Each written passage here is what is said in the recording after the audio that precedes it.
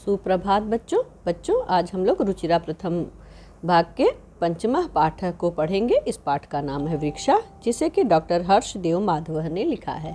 इस पाठ में वृक्ष से संबंधित कुछ जानकारियाँ दी गई हैं, उनसे संबंधित श्लोक लिखा है डॉक्टर साहब ने। तो पाठ को पढ़ने से पहले, इसका अर्थ जानने से पहले हम लोग शब्दार्थ पढ़ लेते हैं। जैसे कि हमें जब शब्दों के अर्थ पता रहेंगे तो हम पाठ का अर्थ अच्छे से समझ सकते हैं। वने वने का अर्थ प्रत्येक वन में, न्यूसंतः का अर्थ रहते हुए या रहने वाले, रचयंती का अर्थ रचते हैं बनाते हैं, शाखा का अर्थ डालियाँ टहनियाँ, दोला का अर्थ झूला, आसीना का अर्थ बैठे हुए, वेहगा का अर्थ पक्षीगण, किमपि का अर्थ कुछ भी, कूजंती का अर्थ कूकते हैं या कूकती हैं, संततम का अर्थ निरंतर या लगातार, साधु जना का अर्थ तपस्वी लोग या सज्जन, इव का अर्थ की तरह, पीबंती का अर्थ पीते हैं, स्पृशंती का अर्थ स्पर्श करते हैं, नभः का अर्थ आकाश को, शिरस्सु का अर्थ सिर पर, वहंती का अर्थ ढोते हैं, पयोदर्पणे का अर्थ जल रूपी दर्पण या जल रूपी आईना, स्वप्रतिबिंबिम का अर्थ अपने प्रतिबिंब को, पश्यंती का अर्थ देखते हैं। कुछ शब्दार्थ आपके दूसरे पेज पे भी हैं, तो देख लेते हैं इन्हें। कौतुकेन का अर्थ आश्चर्य से, प्रसार का अर्थ फैलाकर, स्वछाया संस्तरणम का अर्थ अपनी छाया रूपी बिस्तरे को, सत्कारम का अर्थ आदर। सबसे पहले श्लोक का अर्थ देखते हैं। वने वने न्यूसंतु वृक्षा, वनम वनम रचयन्ति वृक्षा। यानी कि वने वने का अर्थ हुआ कि प्रत्येक वन में, न्यूसंतो वृक्षा यानी निवास करते हुए रहते हुए वृक्ष, प्रत्येक वन में रहते हुए वृक्ष, वनम वनम रचयन्ति वृक्षा यानी कि प्रत्येक वन को बनाते हैं। जो वृक्ष हैं वो प्रत्येक वन में रहते हुए प्रत्येक वन को यानी हर एक वन को बनाते हैं, यानी उनकी रचना करते हैं। ठीक है। शाखा दोला सीना विहगा तह किमपि कूजन्ति वृक्षा। यानी कि जो वृक्ष हैं वो किस प्रकार के हैं कि शाखा दोला सीना, शाखा का अर्थ हुआ कि पेड़ की टहनियाँ, वृक्ष की टहनियाँ, दोला का अर्थ होता है झूला, आसीना यानी बैठे हुए, वेहगा यानी पक्षीगण, तह तह का यानी कि वे सब, किमपि कुछ भी, कूजंती का अर्थ हुआ कूकते हैं या बोलते हैं, वृक्षा यानी कि जो शाखा टहनी रूपी झूले पर बैठे हुए पक्षियों की तरह। ठीक है। टहनी रूपी झूले पर, आसीना यानी बैठे हुए पक्षियों की तरह, तह यानी कि वे भी, यानी वे कौन, वृक्ष भी, किमपि कूजंती कुछ भी बोलते हैं। यानी कि जिस तरह से टहनी रूपी झूले पर बैठ कर के पक्षी कुछ बोलते हैं, उसी तरह से तह यानी कि उसी तरह से ये जो वृक्ष हैं वो किमपि कूजंती कुछ भी बोलते हैं या कूकते हैं, उन पक्षियों की ही तरह। ठीक है। पीबंति पवनम जलम संततम साधु जना इव सर्वे वृक्षा। पीबंति यानी पीते हैं, पवनम का अर्थ हुआ हवा, जलम का अर्थ हुआ जल, संततम यानी निरंतर या हमेशा, साधु जना यानी सज्जन पुरुष या तपस्वी लोग, इव का अर्थ ही, सर्वे यानी कि सभी, वृक्षा का अर्थ के वृक्ष जो हैं हमारे पेड़। तो सर्वे वृक्षा यानी सभी वृक्ष। अभी इसका अर्थ हम देख लेते हैं इस श्लोक का। सर्वे वृक्षा यानी सभी वृक्ष, पीबंति पवनम पीते हैं हवा को, जलम जल को, संततम निरंतर, सभी वृक्ष हवा को और जल को निरंतर यानी हमेशा पीते हैं। किसकी तरह, यू यानी किसके समान, किसकी तरह, साधु जना जैसे सज्जन पुरुष या तपस्वी लोग निरंतर हवा और जल को पी करके रहते हैं, उसी प्रकार से सभी वृक्ष भी हमेशा यानी निरंतर हवा और जल को पी करके रहते हैं। ठीक है। इस प्रशंति पादैः पातालम च नभः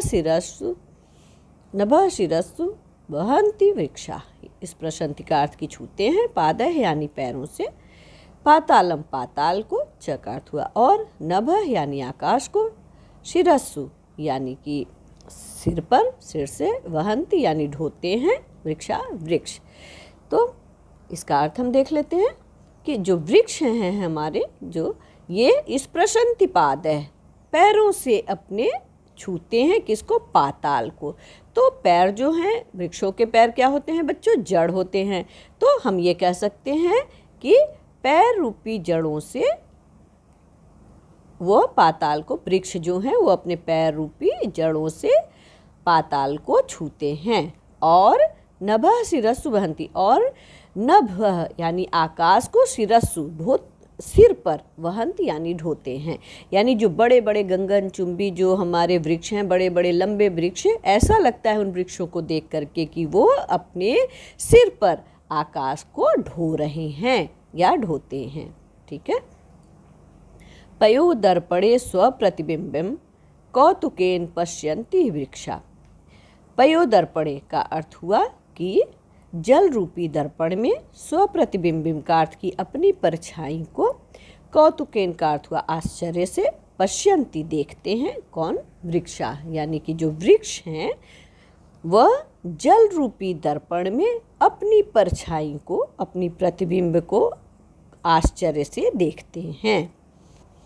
आगे, प्रसार्य स्वच्छाया संस्तरणम कुर्वन्ति सत्कारम वृक्षा, यानी कि प्रसार्य का अर्थ हुआ फैलाकर, स्वच्छाया अपनी छाया को, संस्तरणम बिस्तर की तरह, कुर्वन्ति करते हैं, सत्कारम यानी आदर, वृक्षा जो वृक्ष हैं ये वृक्ष हमारे फैला करके यानी अपनी छाया को बिस्तर की तरह फैलाकर, जब इसका अर्थ हम देखेंगे तो इस तरह की वृक्ष जो हैं यह अपनी छाया को बिस्तर की तरह, संस्तरणम यानी बिस्तर की तरह, प्रसार यानी फैला करके, कुर्वन्ति सत्कारम सत्कार लोगों का आदर करते हैं, सत्कार करते हैं। तो बच्चों इस पाठ का यहाँ पर अर्थ समाप्त होता है।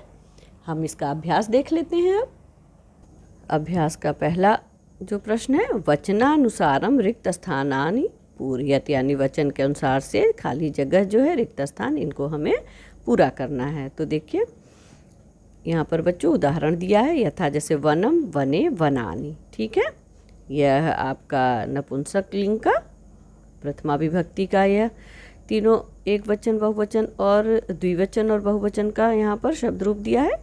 इसी तरह से हमें जल का और बिंब का करना है।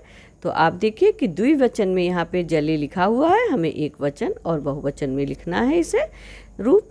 तो एक वचन में जलम और बहुवचन में जलानी हम लिखेंगे। ठीक है, जलम, जले, जलानी। इसी तरह से बिंबम एक वचन में लिखा है तो द्विवचन में हम क्या लिखेंगे, बिंबे, बिंबानी। मैंने पहले से अभ्यास करके रखा है जिससे कि आपको समझने में आसानी रहे। तो अभी नीचे देखिए, यथा वृक्षम, वृक्षौ, वृक्षान। ठीक है, तो वृक्षम यानी कि इस तरह से ये आप देखिए, ये द्वितीय विभक्ति का यह आपका रूप है और पुल्लिंग का है। तो इसको हम वृक्षम, वृक्षो, वृक्षान की तरह नीचे के भी दोनों ये जो हमारी लाइन है, दोनों पंक्तियाँ, इनको हम भरेंगे। तो पवनम, पवनो, क्योंकि बहुवचन का शब्द पवनान लिखा है इसलिए हम पवनम, पवनो इसमें भरेंगे। जनम, जनौ, जनान। ठीक है, जनम, जनौ, जनान। द्विवचन का लिखा है, हमने यहाँ पे एक वचन और बहुवचन भरा। अभी आप देखिए प्रश्न नंबर 2, कोष्टकेषु प्रदत्त शब्देषु उपयुक्त विभक्तिम योजयित्वा रिक्त स्थानानि पूरयत, यानी कि जैसे कि यथा अहम रोटिकाम खादामि। आप देखिए बच्चों यहाँ पर द्वितीय विभक्ति का प्रयोग किया गया है रोटी के लिए, कि रोटिकाम, रोटी को। द्वितीय विभक्ति का कारक चिन्ह आपका को होता है। तो अहम रोटिकाम खादाम, यहाँ रोटिका लिखा है तो इसमें हमने द्वितीय विभक्ति का प्रयोग करके यहाँ पर उदाहरण में रोटिकाम लिखा है। इसी तरह से हमें आगे वाले भी सारे जो हमारे वाक्य हैं उसमें भरना है। त्वम जलम पीबसि, जल को द्वितीय विभक्ति में जलम। छात्रः दूरदर्शनम पश्यति, वृक्षाः पवनं पीबन्ति, ताः कथां लिखन्ति, आवाम जंतुशालाम गच्छावः।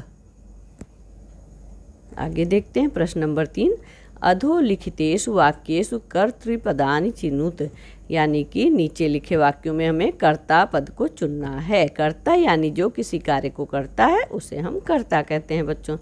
तो वृक्षा नभ शिरस्सु वहंती, तो इसमें क्या हमारा कर्ता है? वृक्षा। कि कौन नभ को आकाश को सिर पर ढोता है? तो कार्य कौन कर रहा है? वृक्ष, क्योंकि वृक्ष ढो रहा है, तो ये हमारा कर्ता हो गया वृक्षा।